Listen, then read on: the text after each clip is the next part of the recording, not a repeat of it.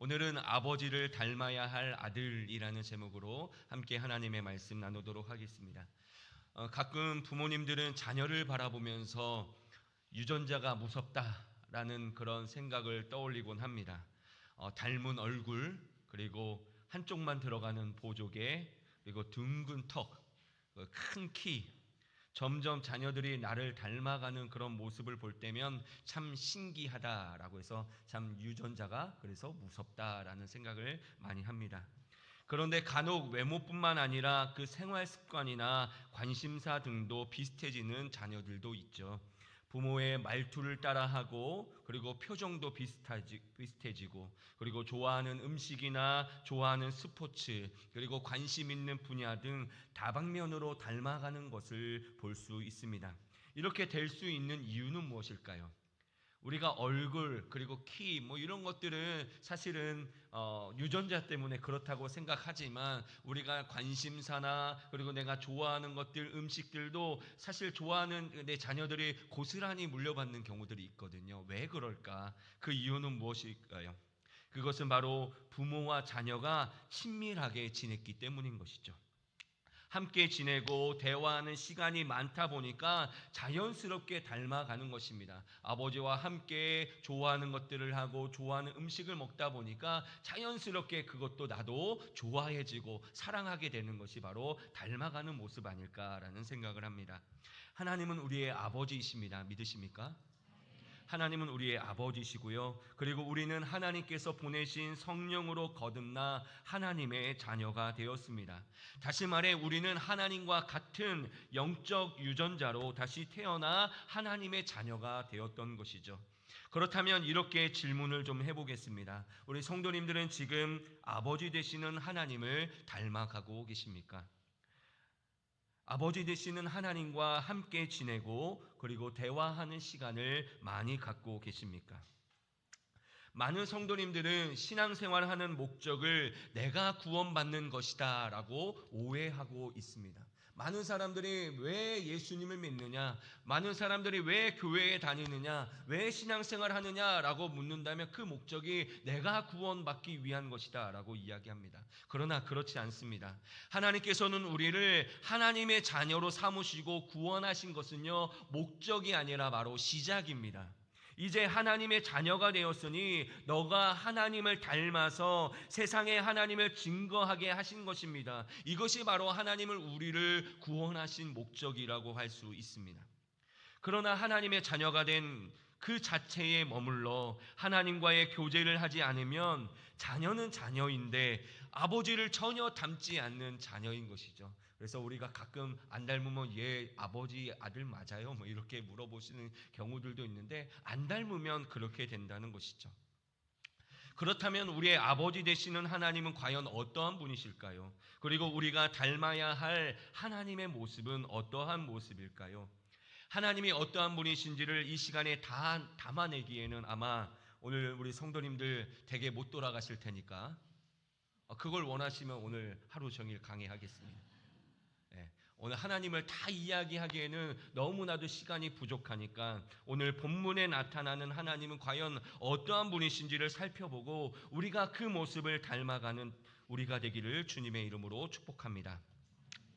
오늘 우리가 읽은 누가복음 15장에는 세 가지 비유가 기록되어 있습니다. 전통적으로 이 비유들을 어떻게 명명하느냐, 잃은 양의 비유, 잃은 드라크마의 비유, 탕자의 비유라고 부릅니다.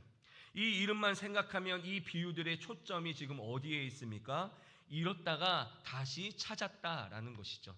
잃은 양의 비유, 그리고 잃은 드라크마의 비유, 탕자의 비유, 이것들을 생각하면 잃은 것을 다시 찾았구나라는 것에 초점이 맞춰져 있습니다.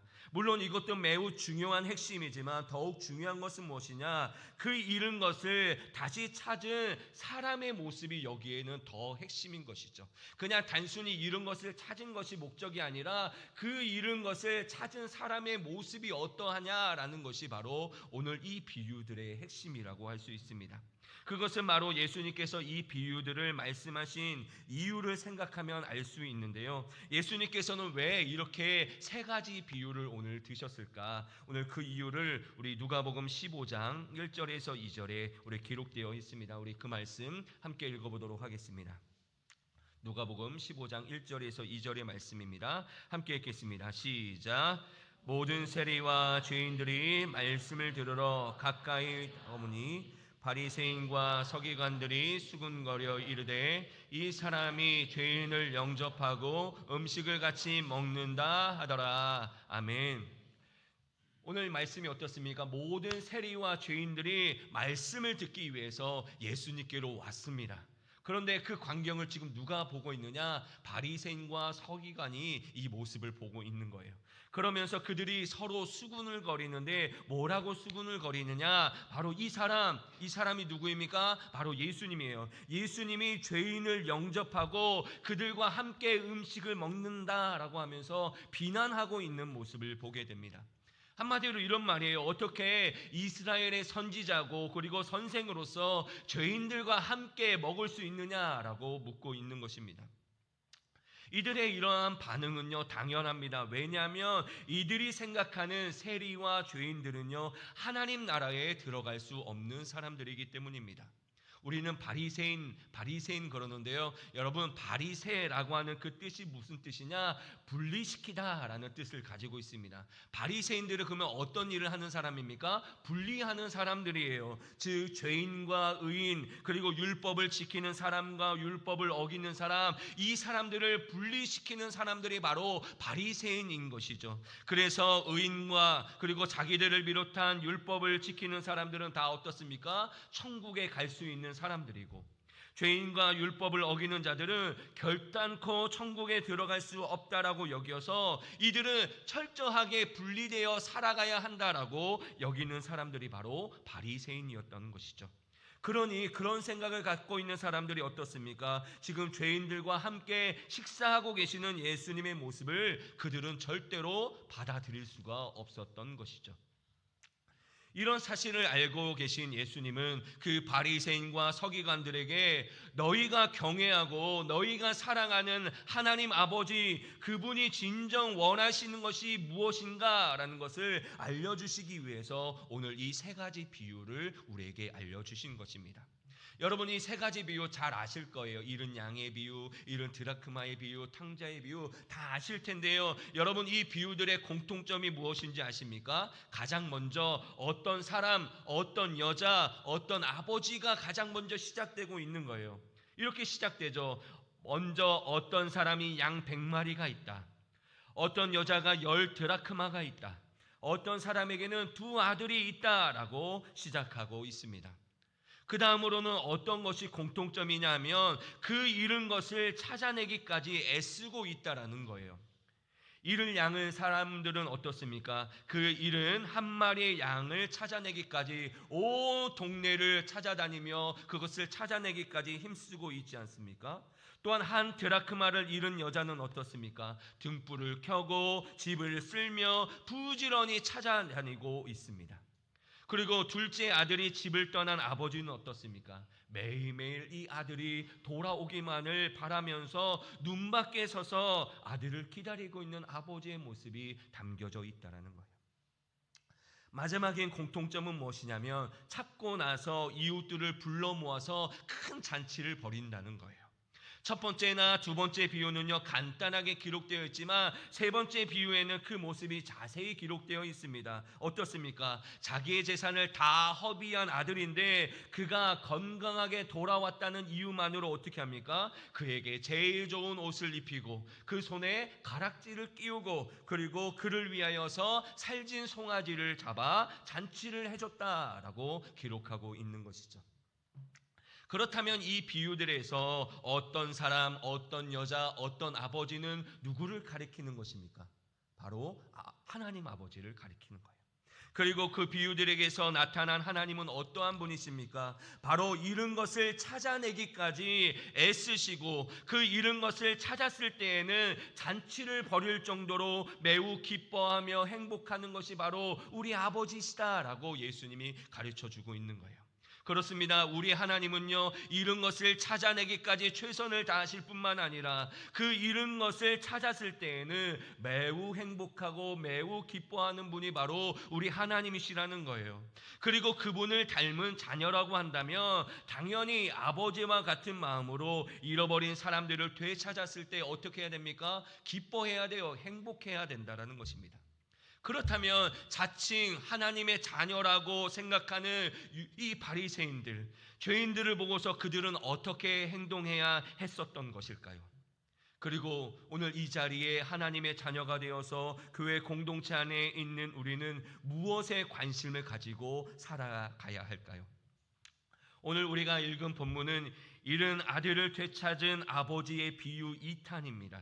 오늘 이 말씀은요, 예수님의 말씀을 직접 듣고 있는 바리새인과 서기관들에게 주시는 핵심의 말씀이고요, 오늘 예배하며 이 말씀을 듣는 우리에게 주시는 핵심 말씀임을 우리는 기억해야 됩니다. 오늘 앞부분의 내용이 어떻습니까? 작은 아들이 살아온 것이 너무 기쁜 아버지가 잔치를 베풀고 사람들과 함께 즐기고 있어요. 막 이제 춤도 추고 막 먹고 즐기고 하고 있는 중입니다. 그런데 오늘 맏아들은 뭘 하고 있었느냐? 밭에서 일을 하다가 돌아왔습니다.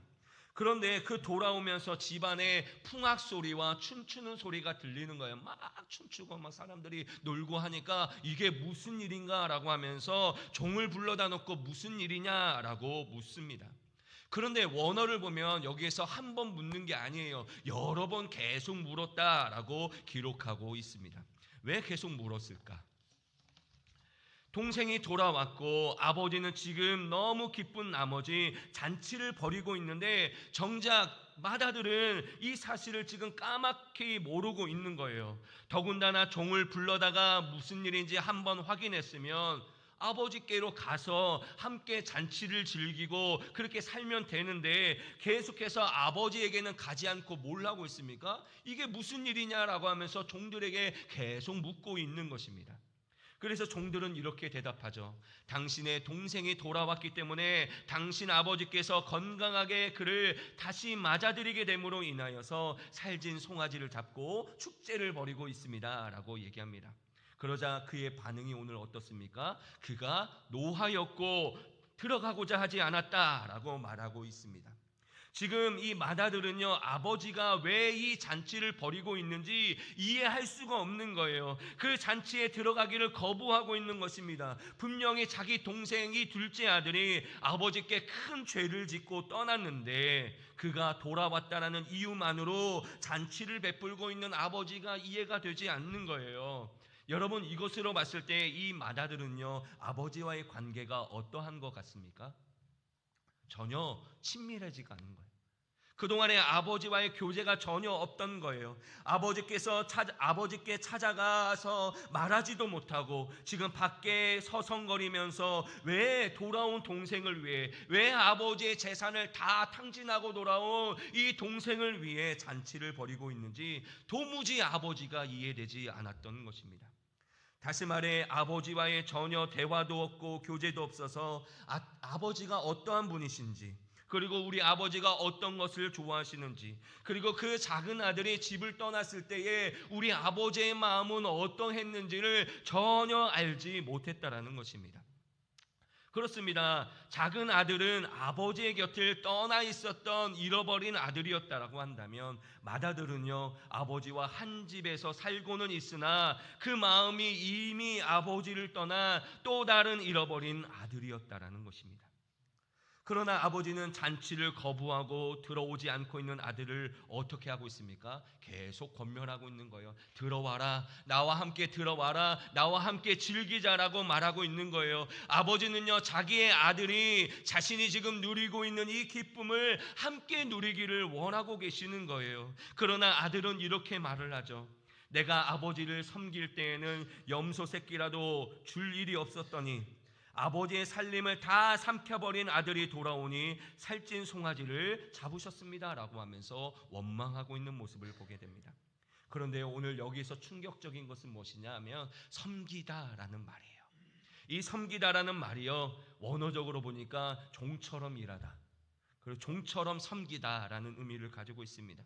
마다르는요, 지금 아버지를 사랑해서 아버지 곁에 있었던 것이 아닙니다. 아버지의 재산만을 바라보고 그것이 내 것이기 때문에 그냥 아버지의 곁에서 종처럼 일하고 있는 거예요. 그러니 아버지와 교제하려고 하지도 않고요, 아버지의 영향력 안에 사는 것을 원하지 않았다라는 것입니다. 그러나 아버지는요, 이런 아들을 꾸짖거나 엄한 벌을 내리지 않습니다. 그냥 안타까워 하실 뿐이죠. 동생이 돌아왔어도 함께 기뻐하지 못하는 이 아들에게 지금 있는 나의 것이 다 내 것인데 무엇을 걱정하고 있느냐라고 말씀하시고, 또 이렇게 말씀하시죠. 동생이 죽었다가 다시 살아왔으니 우리가 즐거워하고 기뻐하는 것이 마땅하다라고 말하고 있는 것입니다. 내가 내 아들로서 이 기쁨을 함께 누리고 함께 즐거워하는 것이 당연하다라고 말씀하고 있다라는 것이죠. 그렇습니다. 오늘 잃은 아들을 되찾은 이 아버지의 비유 2탄은요, 하나님의 자녀라고 여기고 있는 바리새인과 서기관에게 주시는 말씀이에요. 너희가 아버지라고 여기는 하나님께서 원하시는 것이 무엇인지 아느냐? 너희처럼 의인과 죄인을 분리시켜서 죄인을 영원히 버리는 것이 아니라 죄인 한 명이라도 하나님께 돌아오게 하는 것이니 너희들도 하나님처럼 같은 마음을 품고 살라라고 말씀하고 있는 것이죠. 그리고 오늘 이 말씀은요, 우리 교회 공동체 안에 있지만 하나님과의 교제가 없기 때문에 하나님께서 원하시는 것이 무엇인지도 모르고 그냥 무언가를 받기만을 위해서, 내 구원만을 위해서 아버지와 함께 살아가고 있는 우리에게도 주시는 말씀이 바로 오늘 이 말씀인 것입니다. 우리는 교회 안에 있기 때문에 구원함을 얻었다라고 생각하고 있지만 정작 하나님의 나라와 구원의 참된 기쁨을 맛보지 못한 채 살아가고 있는 우리에게 하시는 말씀이 바로 오늘 이 말씀인 거예요. 하나님의 자녀라고 한다면 아버지께서 나뿐만 아니라 잃어버린 아들을 찾아내고 그가 돌아온 것에 대해서 기뻐하고 즐거워하는 분이라는 것을 분명하게 알아야 한다라고 우리에게 말하고 있는 것입니다. 그리고 하나님의 자녀라고 한다면 아버지가 기뻐하시는 것을 함께 기뻐하고 아버지가 즐거워하는 것을 함께 즐거워하고 아버지께서 행복해 하시는 것을 함께 행복해 하는 것이 마땅하다라고 말씀하고 있다 라는 것입니다. 그런데 지금 무엇이 문제입니까?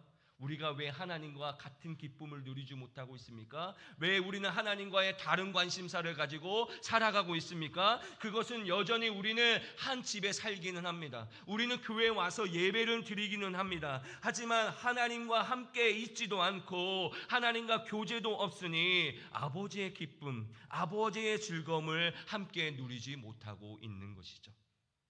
잘 생각해 보십시오. 우리가 원하는 천국의 삶, 천국의 기쁨은 과연 무엇일까요?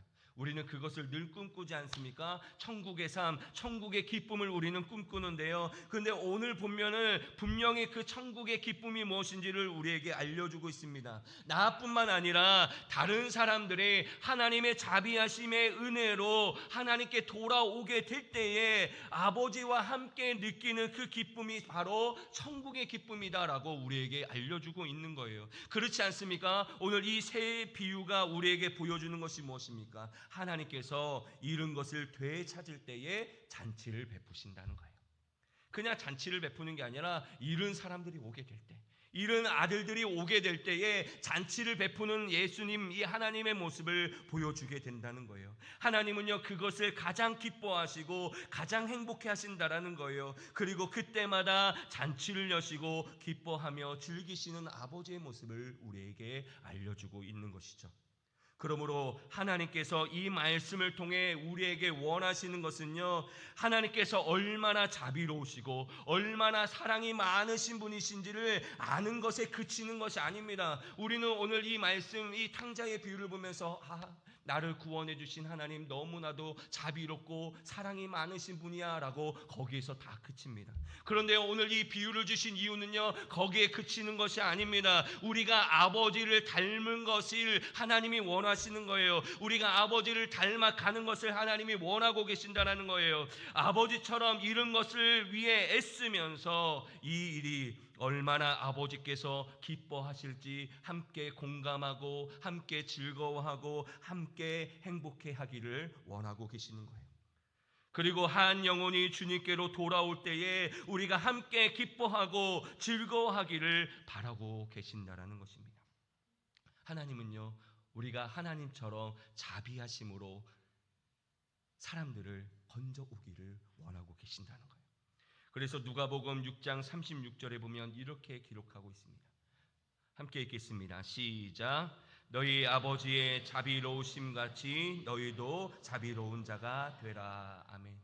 자비를 경험했으면 너희도 자비로운 사람이 되라는 것이 하나님의 뜻인 거예요. 우리는 지금까지 다 하나님의 자녀가 된 것에 머물러 있었습니다. 나는 하나님의 은혜로 이제 하나님의 자녀가 되어서 나 이제 행복해 라고 하는데, 정작 아버지께서는 지금 잃어버린 사람들, 그들을 위해서 지금도 애쓰고 계시고 그들을 향해서 지금도 마음을 다해 살아가고 있는데, 우리는 정작 우리만 여기 있으니까 나 너무 행복해 라고 살아가고 있었다는 것이죠. 그런데 오늘 우리 아버지께서 원하시는 것이 무엇입니까? 내가 너희에게 자비를 베푼 것처럼 너희도 자비로운 사람이 되라는 것이죠. 사랑하는 성도 여러분, 이 원리를 잘 한번 생각해 보십시오. 하나님의 기쁨은요, 바로 우리입니다. 믿으십니까? 하나님은요, 여러분을 바라보시면요 매우 기뻐하고 계세요. 하나님의 관심은요 온통 하나님의 자녀이 된 우리에게 쏠려 있습니다. 스바냐 3장 17절에 그 말씀이 그 사실을 분명하게 보여주지 않습니까? 오늘 이 말씀 함께 읽겠습니다. 시작. 너희 하나님 여호와가 너희 가운데 계시니 그는 구원을 베푸실 전능자이시라. 그가 너로 말미암아 기쁨을 이기지 못하시며 너를 잠잠히 사랑하시며 너로 말미암아 즐거이 부르며 기뻐하시리라 하리라. 아멘. 하나님은요, 하나님의 구원하심으로 하나님의 자녀가 된 우리로 인해서 어떻게 하고 있습니까? 기쁨을 이기지 못한다는 거예요. 여러분, 이 표현은요 놀랍지 않습니까? 그냥 기뻐한다고 되는데 기쁨을 이기지 못한다는 거예요. 얼마나 기뻐하시면 이런 표현을 쓰겠습니까? 뿐만 아니라 하나님의 자녀가 된 우리로 말미암아 즐거이 부르며 기뻐하신다라고 말하고 있는 거예요. 여기에 계신 우리 성도님들은요 다 하나님의 기쁨이세요. 여러분들을 통해서 하나님이 매우 기뻐하고 계시는 것입니다. 그리고요 사도 바울도요 빌립보 교회 성도들에게 이렇게 고백합니다. 우리 빌립보서 4장 1절의 말씀인데요, 함께 읽겠습니다. 시작. 그러므로 나의 사랑하고 사모하는 형제들, 나의 기쁨이요 면류관 아닌 사랑하는 자들아, 이와 같이 주 안에 서라. 아멘. 오늘 바울이 빌립보 교인들에게 뭐라고 있습니까? 너희는 나의 기쁨이다 라고 말하고, 여기에 계신 우리 성도님들이 저의 기쁨이세요. 그리고 서로 우리가 바라볼 때의 기쁨이 되는 것이죠. 이렇게 하나님의 기쁨과 복음 전도자의 기쁨, 목회자의 기쁨은요 바로 하나님의 자녀가 된 사람들이 기쁜 거예요. 여기 계신 성도님들이 다 너무 기쁩니다. 그런데 우리가 한번 생각해 보십시오. 잃어버렸다가 다시 하나님의 자녀가 된 사람들을 보시면 얼마나 그 기쁨이 더하시겠냐라는 거예요. 그래서 에스겔 33장 11절을 보면 이렇게 말씀하고 있습니다. 너는 그들에게 말하라. 주 여호와의 말씀이니라. 나의 삶을 두고 맹세하노니 나는 악인이 죽는 것을 기뻐하지 아니하고 악인이 그의 길에서 돌이켜 떠나 사는 것을 기뻐하노라. 이스라엘 족속아 돌이키고 돌이키라. 너의 악한 길에서 떠나라. 어찌 죽고자 하느냐 하셨다 하라. 아멘. 하나님이 뭘 기뻐하십니까? 그냥 악인이 죽는 것을 기뻐하시는 것이 아니에요. 우리는 악한 사람이라고 하면 당연히 처벌받아야 되고 당연히 혼나야 된다고 생각하지만 하나님은 그렇게 생각하시는 분이 아니에요. 여전히 그 악인이라 할지라도 그 사람이 하나님의 자녀로 돌아오기를 지금도 기다리시고 기뻐하고 계신다라는 것이죠. 그러므로 이제 우리는요 더 이상 첫째 아들로 지내서는 안 됩니다. 아버지와 아무런 교제도 없고 아버지의 마음도 모르는 자녀로 살아서는 안 됩니다. 은혜로우시고 자비로우신 하나님의 사랑을 깨닫고 아는데 그쳐서는 안 됩니다. 여러분, 아직도 잔치에 즐기지 못하는 우리에게 하나님은요 계속 그 잔치 안으로 우리를 들어오라고 권면하고 있어요. 나와 함께 잃어버린 자들을 함께 찾고 그 찾아낸 기쁨을 함께 누리자라고 우리에게 말씀하고 있다라는 것입니다. 그러므로 우리는 이제 아버지를 닮아서 아버지와 같은 사람이 되어야 합니다. 아버지의 기쁨을 곧 나의 기쁨으로 여기고 잃어버린 사람들을 찾아내고 그들이 주님께로 돌아오는 것을 최고의 기쁨으로 삼는 우리가 되어야 한다는 거예요. 하나님이 그것 때문에 가장 기뻐하시기 때문에 그래요. 그러니 우리도 아버지를 닮아서 아버지와 같이 우리가 이곳에 있는 것, 우리가 서로를 기뻐하는 것도 중요하지만 아직도 하나님을 몰라 방황하고 있는 사람들, 그 사람들이 이 주님 앞에 돌아오게 될 때에 우리 아버지가 더 기뻐하신다라는 것을 깨닫고 우리가 아버지와 함께 동역하기를 하나님이 기다리고 계신다는 것이죠. 다음 주 우리 교회는 추수감사 전도 축제를 합니다. 여러분, 여기에 이름이 걸려있는 우리 가족들, 성도들, 지인들, 그분들을 향한 하나님의 마음이 지금 어떠하실까요?